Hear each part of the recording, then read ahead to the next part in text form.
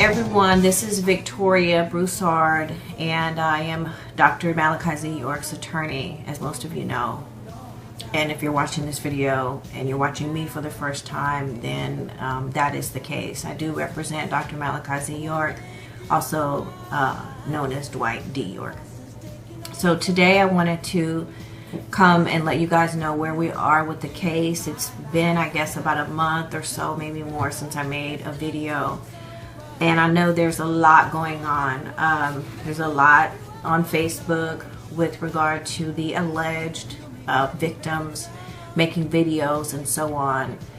Well, you know, that negativity is going to always be there. And what my point is to everyone is to stay focused on the mission. You know, we can't just be tossed to and fro by everything that goes on. We need to understand what we're doing and why we're doing it, and be committed to that and not let anything or anyone derail us. So our fight is to free Malachi Z. York, period, now and forever. So I'm not going to be swayed or moved or turned around because someone says a couple of nasty things about me. That's been happening all my life, so that's nothing new.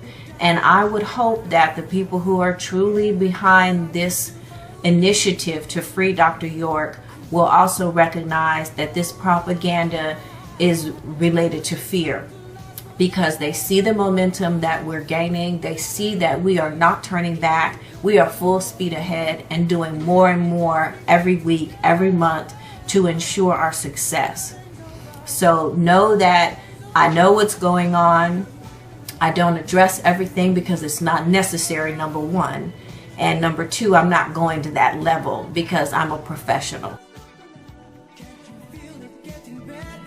Whenever we get close to getting out, a bunch of family members pop up that you've never even seen before, and they have opinions, and they usually coerce the lawyers to get confused. The lawyers are saying, too many people are calling me, and I don't know which way to go, and there's no unity, and then it never gets done. One of the things that I did want to discuss were the restrictions. There have been 2 shots.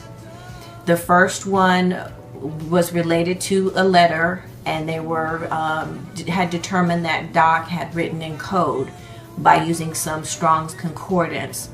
Of course, he has to go through the administrative remedies in order to address that issue. From a legal perspective, there's nothing that I can do other than provide him with the language that is necessary for him to fight it administratively. And then he got a second shot shortly thereafter, and that one had to do with the letter making reference to another person who was not on the list of 9 people. Now there is a list of 9 people. His general correspondence, of course, has been taken away, as most of you already know. And there are only 9 people at this time that we know of that can write him. What these people were basically saying to me is, stop writing that stuff. That's all they was really saying. Right. Stop writing that stuff and act like a nigga, and we'll treat you like another inmate. As long as you're writing that stuff, we're gonna torture you. Right. And I had a choice to make. Do I get tortured, or do I get tortured by writing the truth, or do I stop writing the truth and become a nigga and fall into the clique, which they wanted me to do? And I said, I have an assignment, and I gotta do my assignment even if it costs me my life. And Yanni, by the way, Yanni is not mad at you. Yanni don't like human beings. He don't like human beings at all. You know, they found risk, right? I wanna make you mine. The force is taking over. Like thunder, lightning in my life. Love gets better as it takes over. Never gonna give you up. Never gonna give you up, my love. Can't you feel me getting better? Also, with regard to the medical litigation, there has been a United States attorney assigned to the case, and we are starting a dialogue. So just as a quick brief on that, just so that you know, there is movement on the medical litigation. The other thing, of course, is the clemency. application as well as the change.org online petition. The clemency application is on the pardon attorney's desk and the president's desk, and then a supplemental package was also sent to both of them here recently, and that just details other aspects of the clemency that we are addressing. With regard to that, there's been some confusion about the clemency application and the change.org petition online and how those two work together. I can't give you all the specifics on that. However, they do work in concert, but they are separate mechanisms to achieve the same objective. So we are on an initiative of worldwide push for signatures on the change.org website. You can search Broussard once you go to www.change.org and then search Broussard, and you'll see our petition, and it is called A Chance for Change for Us All, and for us all a chance to change, and it looks similar to this.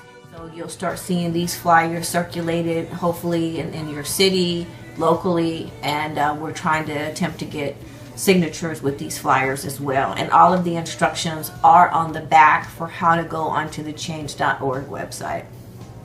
And lastly, we have engaged a PR firm.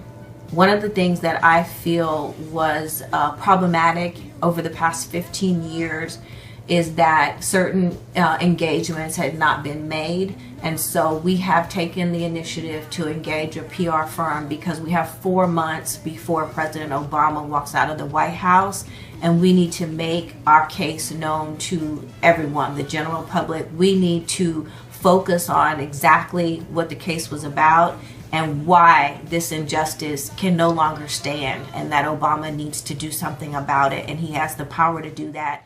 So continue to give because these things cost. Obviously, they're not free. So we are definitely in need of support in order to continue the PR firm on the payroll and all the other things that we're doing with regard to the clemency. I appreciate everyone who sent in the affidavits. I have got to address this because it was so amazing. You all did a terrific job on the affidavits. The people at the post office box, they were like, golly, you're getting a lot of mail, and it was so exciting to go and get the affidavits at the mailbox every day and to read them. Of course, we were not able to use all of them in the 2 packets that went to the White House, but we did use a great number of them, and so for that I say thank you so much for your efforts. I know a lot of you guys were calling and saying we couldn't get this, and I'm having problems with this, and it was kind of crazy for you guys getting them into us, and it was just as crazy for us of getting all of them. But it was beautiful. They went into both of the packages in a beautiful way. It was amazing to read them all. Very, very emotional. They have all been forwarded to Doc, and I know that he is gleaning a tremendous amount of strength and power from those affidavits because they were powerful. Very, very powerful. And to know all of the lives that Dr. York has touched, all the changes that he made in all of you all's lives, it was very touching for me as a person, as his attorney, as his friend. And so I just want to say thank you. I salute you, and I appreciate your divine essence for your efforts with regard to the affidavits. I do believe that it will make a tremendous difference. We are setting up a visit with Doc. It will happen sometime in the month of October.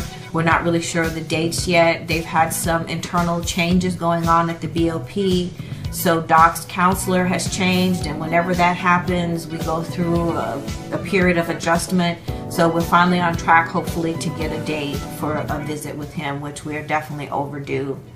So thank you again for everything. Thank you for all the sweet messages you guys send us of support. They truly, truly make a difference, because there are days when, you know, it's just not good. You know, we have down days where we're like, oh God, we have so many things to do, and we got to get him out. You know, we got to get him out. We got to get him out. We have to free him. And so I'm constantly on that track and on that road mentally.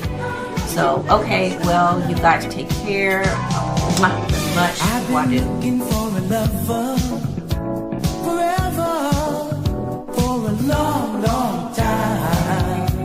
And now that I found you, don't stop my love. I wanna make you mine.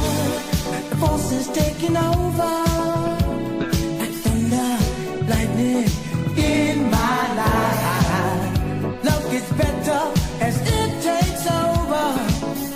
Never gonna give you up, never gonna give you up, my love. Can't you feel me getting better?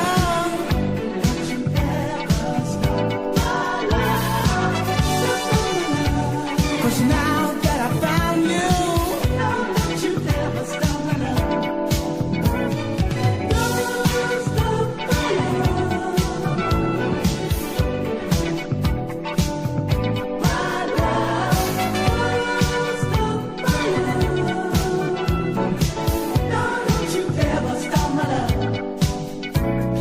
Don't stop, stop, stop. Don't stop, stop, stop. And when I got to know you,